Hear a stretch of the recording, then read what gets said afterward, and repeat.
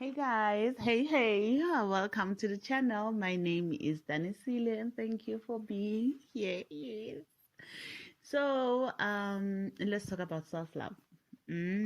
What is self-love and how it looks like? Like, we need to really try and install self-love in our kids and the younger generations and our society, because and it's so sad really for me having to teach people about self-love. That should be the basic thing.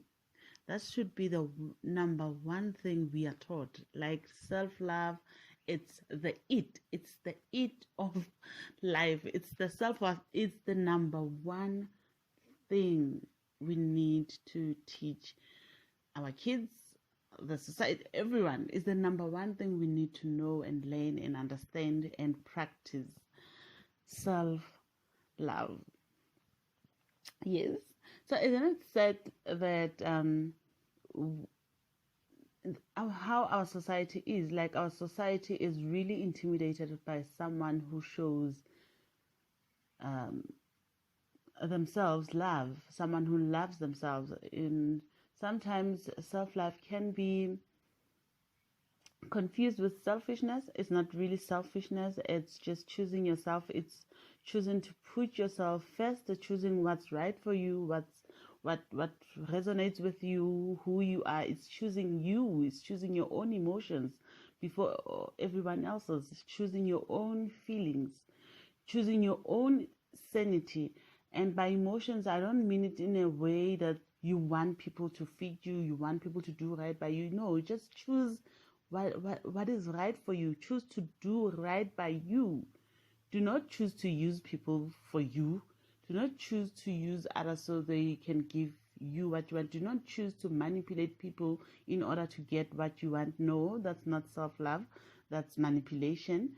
And quite frankly, it's, weakness and insecure, because now you need external validation, you need external forces, you need all those things, where else you can provide yourself with all that you need, because you already have all that you need within yourself.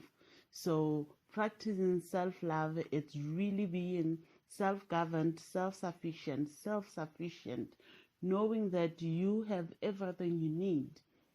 And when you enter into a state of, or the level of really embodying all that you need, all the resources, when you have all the right tools to be self-sufficient, you begin to love yourself. You love yourself. You understand that you detach from attachments, unnecessary attachment. You detach from the need of validation.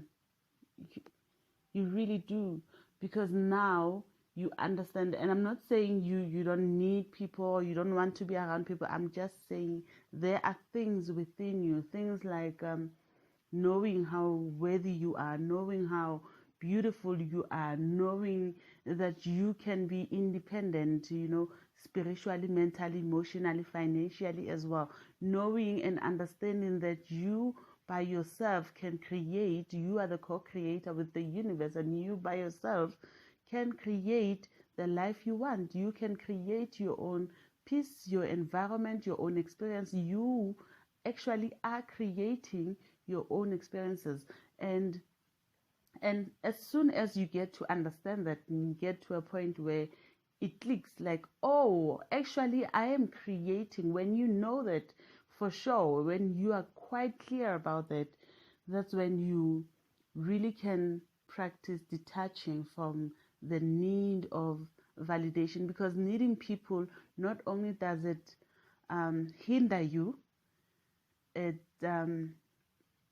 it blocks your manifestation. It in it has like a negative impact on your own experiences, for real, like it does. Because when you need external validation, you give your power away. You don't see your own power, or what you're constantly thinking about. You are codependent. When you need external validation, it means you are codependent. You are dependent on other people to tell you who you are, to show you if you are likable, to show you if you are lovable, to show you, to validate you and to accept you. You need that in order for you to gain a sense of self-worth. That's not healthy. That's not good. It's not good for you. It really isn't. Nobody should need anyone for the basic thing. I am worthy. And not because I own this huge house or I have millions and billions in my bank account or whatever. No, I'm worthy simply because I'm me. My existence makes me worthy. I'm worthy because I exist.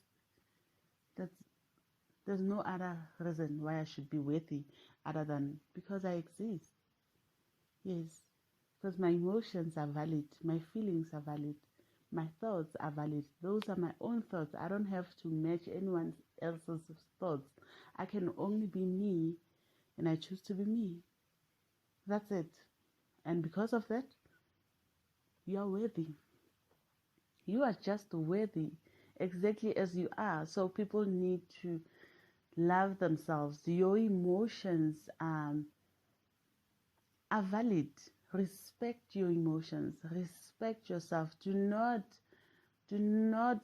try to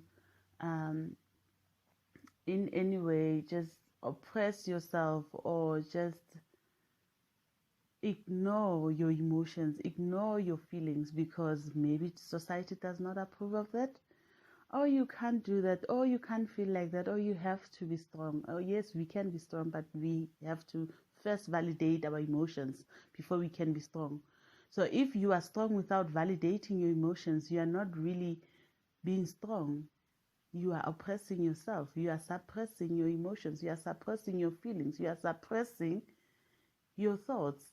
And if you are suppressing your thoughts, guess what you are doing? You are now negatively affecting your subconscious mind, because now the subconscious mind will always have whatever you suppressed, will always carry whatever you suppress, and your subconscious mind creates 99% of our 99.9% of our reality is created by our own subconscious mind. So you're not really doing yourself a favor if you are suppressing anything.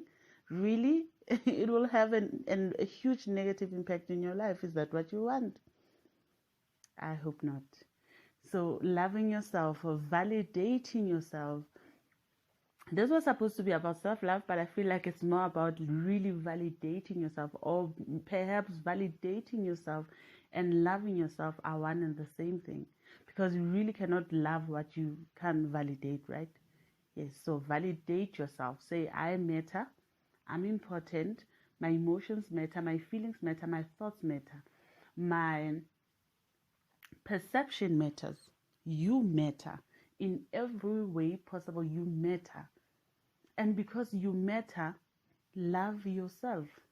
You matter not because of what you have, not because you don't have mistakes, not because of your past hurts and pains, and not because of your successes and whatever. No, you matter even if you have mistakes. You matter even if you were hurt in the past. You matter even if you have hurt others in this lifetime or other lifetime, in this process of life, on this journey of life. You have had others, not because of you were clear of toxicity, of toxic behaviors. No, because of, even if you experience toxicity in your life, or you were toxic yourself, or you engage in toxic behaviors in the past and whatever, or perhaps you are, which you need to learn and heal and learn from that and heal and release that, but all according to your own divine timing. When you start choosing yourself, you realize what's good for you and what's not good for you.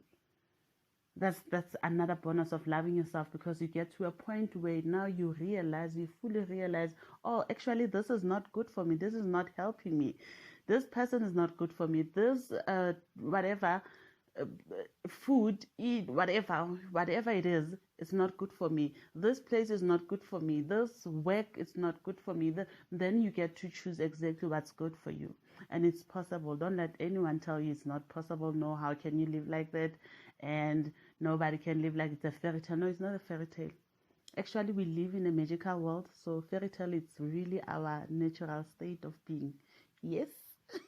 Yes, I really do believe. So just love yourself, you guys. I just wanted to put this out there.